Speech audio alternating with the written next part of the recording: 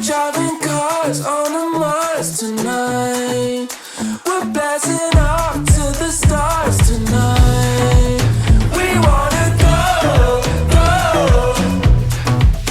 We wanna go, go.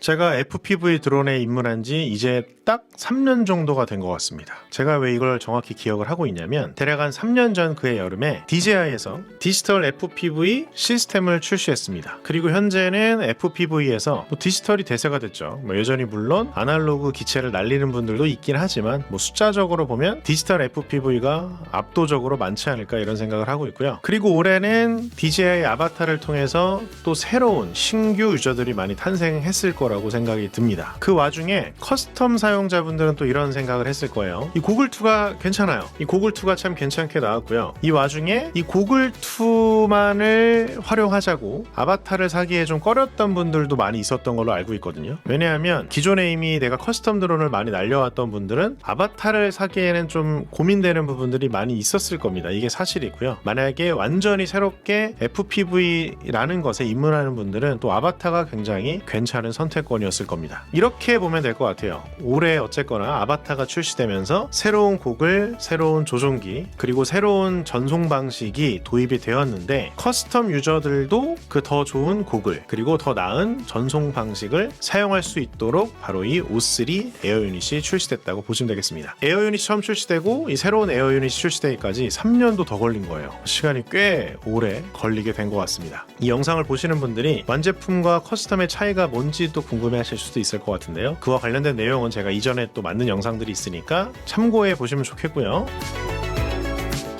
자, 그럼 이번 영상은 이렇게 진행해 보도록 하겠습니다. 기존의 에어 유닛 그리고 신형 에어 유닛의 차이점은 또 어떤 게 있으며 또 제가 또 어떻게 활용했는지 잠깐 또 보여드리도록 하겠고요. 그리고 기존의 커스텀 드론의 이 O3 에어 유닛을 어떻게 연결하는지 정도까지 한번 이야기를 해보겠습니다. 이 3년 전에 출시됐던 이 에어 유닛과 O3 에어 유닛의 가장 큰 차이점은 두 가지 정도가 될 것 같습니다. 첫 번째는 카메라 성능, 두 번째는 전송 방식 정도가 될 것 같은데요. 어쨌거나 외적으로 좀 보면 무게는 대략 한 10g 정도 O3 에어 유닛이 가벼워졌고요. 크기도 확실히 작아졌습니다. 카메라의 경우는 이 기존의 에어 유닛은 비행만을 위한 카메라라고 보는 게 좋을 것 같아요. 맥시멈 해상도가 720p였거든요. 그렇지만 이 O3 에어 유닛은 촬영용으로도 활용을 할 수가 있습니다. 4K 60프레임까지 촬영이 가능하고요. 2.7K에서는 120p까지 촬영이 가능합니다. 그리고 카메라와 전송 방식이나 이런 거는 DJI 아바타와 똑같다고 보시면 돼요. 손떨림 보정도 락스테디 방식으로 들어가고요. 여러분 선택에 따라서 자이로 플로우도 사용할 수가 있습니다. 그러니까 카메라는 아바타와 그냥 똑같다라고 보시면 되겠고요. 고글의 경우는 고글2, 그 다음에 고글1 V2를 지원을 하게 됩니다. 자, 그리고 조종기는 요걸 사용하면 돼요. DJI FPV 컨트롤러 2인데 개인적으로 저는 이 두 가지를 쓸 수 있다는 게 되게 좋습니다. 왜냐하면 작잖아요. 휴대하기 좋거든요. 제가 현재 아바타도 상업 촬영에 같이 활용을 하고 있는데 아바타 들고 다니고 기존에 커스텀 들고 다니면 조종기도 2개, 고글도 2개, 짐이 상당히 늘어났습니다. 하지만 더 좋은 고글, 그러면서도 크기도 더 작은 이 고글2를 사용할 수 있다는 건 개인적으로 상당히 또 기대가 되는 부분이고요. 지금은 에어 유닛이 좀 하나밖에 없지만 차근차근 하나씩 기존의 커스텀에 있던 에어 유닛도 교체해갈 예정입니다. 그 다음에 이 컨트롤러 2 같은 경우도 휴대성이 되게 좋거든요. 그러면서도 이 무선 성능이 되게 안정적입니다. 기존에 제가 커스텀 드론을 날릴 때는 모든 그 기체마다 크로스파이어 모듈을 또 달아놨었어요. 하지만 이제는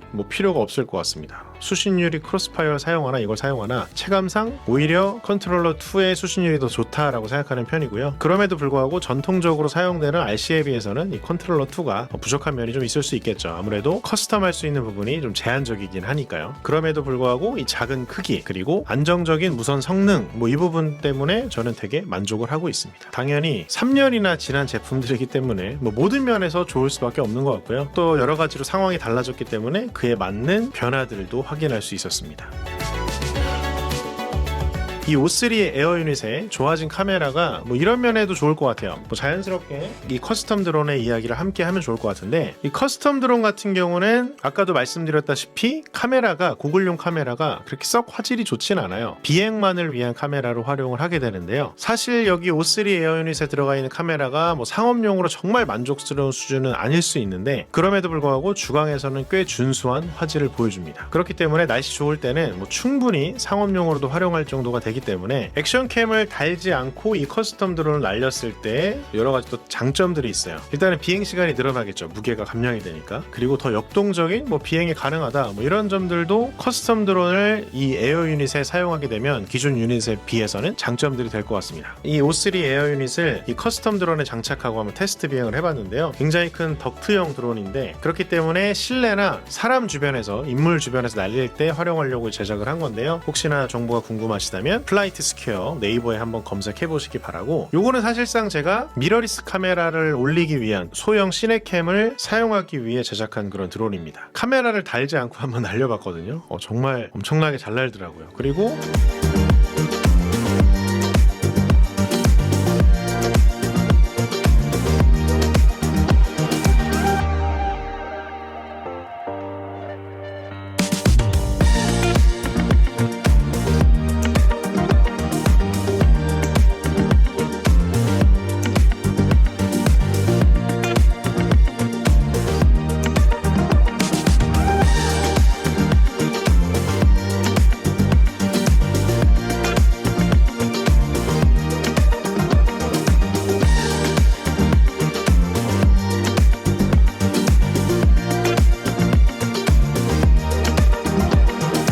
비행시간도 뭐 대폭 늘어나겠죠. 카메라가 없으니까. 가볍게 날릴 때는 굳이 카메라를 부착하지 않고도 이 커스텀 드론만으로도 비행을 할 수 있다는 건 분명히 그 쓰임이 있을 거예요.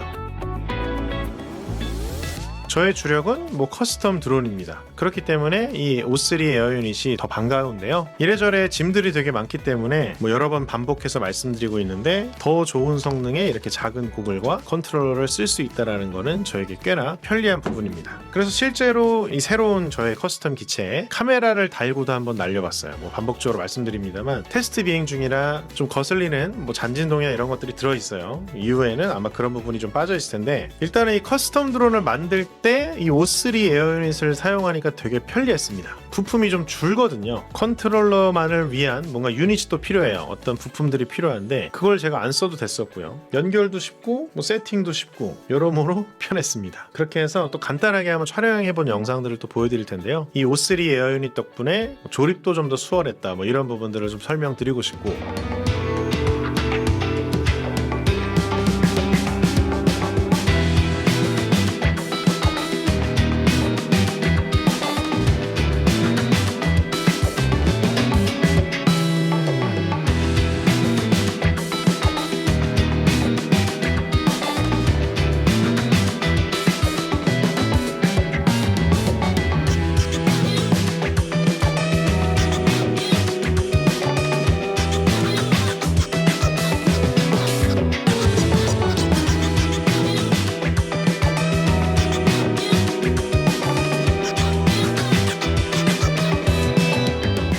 O3 에어 유닛을 FPV 드론, 커스텀 드론에 어떻게 연결하는지 한번 보겠는데요. 자, 화면에 매뉴얼을 살짝 한번 보여드리겠습니다. 아까 영상에서 보셨을 텐데 케이블 6개짜리 단자가 있었죠. 그 6개의 구조를 한번 볼게요.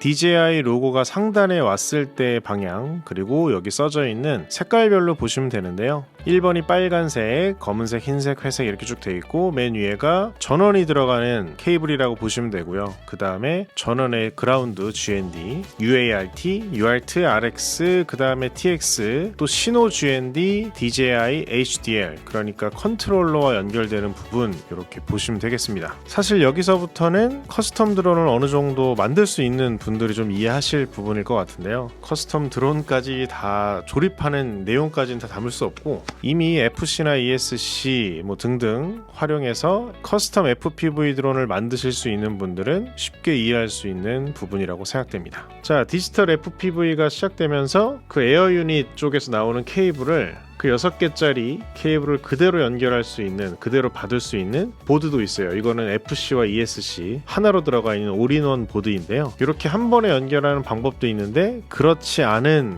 FC도 있거든요. 그와 같은 예를 한번 살짝 보여드릴 예정인데, 근데 이렇게 쉽게 꼽을 수 있더라도 설명서에서 보신 것처럼 핀 6개가 여기에 들어가는 6개와 잘 짝이 맞는가를 한 번쯤은 확인을 해보셔야 됩니다. 그래서 참고로 보여드릴게, 요거는 사실 좀 구형 FC예요. 근데 가지고 있는데 이미 또 새로 또 사서 FC를 굳이 연결할 이유는 없는 것 같아서 기존에 있는 FC를 활용할 건데요. 자, 화면을 보면 이거는 아이콘의 FC, 그리고 그 각 포트가 하는 역할들이 나와 있습니다. 자, 에어 유닛에서 나가는 6개 어떻게 연결할 것인가 먼저 확인을 해보면, 이 에이컨의 매뉴얼을 보면 BAT, 배터리 플러스, 그리고 GND, 그라운드 이렇게 연결하면 됩니다. 그래서 BAT 플러스의 빨간색, 그라운드에 검은색을 연결하면 되겠고요. 자, 그 다음에 UART RX, UART TX라고 있는데 OSD, 온스크린 디스플레이라고 해서 디스플레이에 뭔가 정보를 뿌려주는 것과 관련된 거거든요. 그래서 흰색은 RX고 회색이 TX인데 플라이트 컨트롤러에서는 RX가 TX로 가야 되고요, TX는 RX로 가야 됩니다. 자, 여기 보면 UART가 1부터 5까지 있는데 저희는 UART 5번을 활용해 줄 거예요. 자, 흰색은 UART TX, 회색을 RX에 연결하면 되고요. 자, 그 다음에 마지막 조종기 신호를 연결해 줘야 되는데 요거는 UART RX 1번을 활용해 줄 겁니다. 그 다음에 GND에 연결해 주면 되고요. 그래서 1번에 RX에다가 이 노란색을 연결해 줄 거고요. 그 다음에 GND에다가 갈색을 연결해 줄 겁니다. 그렇게 잘 됐는지를 한번 확인해 볼게요. 여기 빨간색에 BAT 전원이 들어가고 검은색에 그라운드였고요. 그리고 회색이 TX였어요. 흰색이 RX였는데 플라이트 컨트롤러에는 TX에 연결해 줍니다. 자, 그리고 요 맨 끝에 보이는 게 그라운드 들어가고요. 자, 노란색을 UART 1 RX, 그 다음에 갈색을 GND에 연결하면 에어 유닛을 플라이트 컨트롤러에 필요한 걸 다 연결한 거예요. 지금은 좀 방법이 어려워 보였지만 그냥 핀 순서가 잘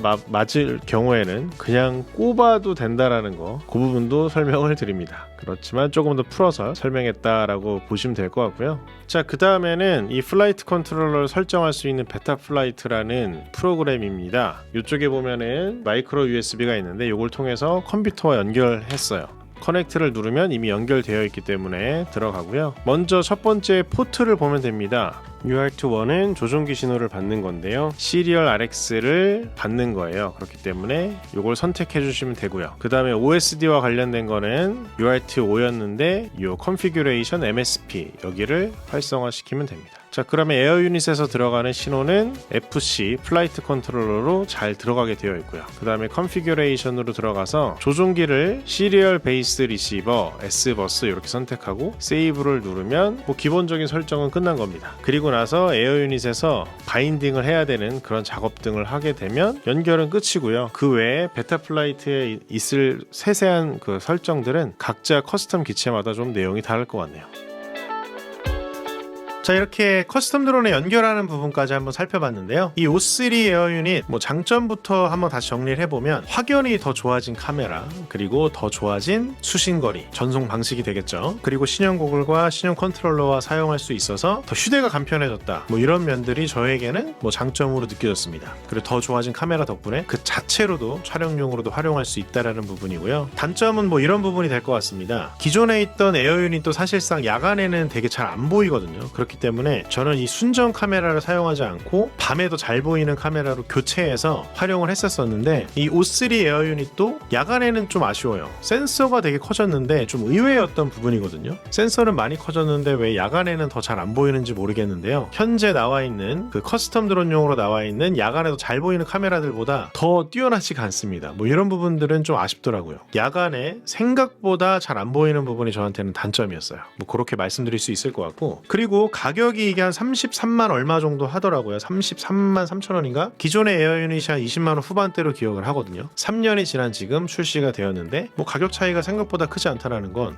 꽤나 긍정적으로 볼 수 있었습니다. 가격은 상당히 괜찮다라고 말씀드릴 수 있을 것 같고요. 그럼에도 불구하고 기존에 내가 커스텀 하시던 분들이 또 싹 다 넘어오시기에는 또 출혈이 있기 때문에 고민이 될 수 있는 부분이라고는 생각이 됩니다. 자, O3 에어 유닛이 출시가 됐고요. 올해 또 아바타도 출시가 돼서 한번 DJI DJI에서 FPV 관련 시스템을 싹 다 판올림을 한 것 같다라는 생각이 들고, 그리고 이 고글도 새롭게 출시가 됐기 때문에 전체가 다 한번 판올림을 했구나라고 볼 수가 있을 것 같습니다. 여러 번 말씀드리고 있지만 휴대성 좋아졌다라는 게 저는 되게 큰 그런 기대하는 부분이고요. 또 이렇게 새롭게 만든 이 드론도 한번 되게 잘 활용을 해보려고 합니다. 이 카메라를 올릴 수 있는 그런 드론인데요. 이번 영상에서는 조금 진동도 있고 이런데 조금 더 세팅을 잘해서 이후에 더 멋진 영상들 상업용으로도 또 잘 활용해볼 그런 예정입니다. 이번 영상에서는 O3 에어 유닛과 기존의 유닛의 어떤 차이점, 그리고 어떻게 활용했는지, 또 어떻게 연결하는지 정도까지 한번 영상을 정리해봤습니다. 어쨌거나 영상에 도움이 되셨다면 좋아요 눌러주시면 너무 감사할 것 같고요. 구독까지 눌러주시면 최고죠. 다음 영상에서 또 뵙도록 하겠습니다. 안녕.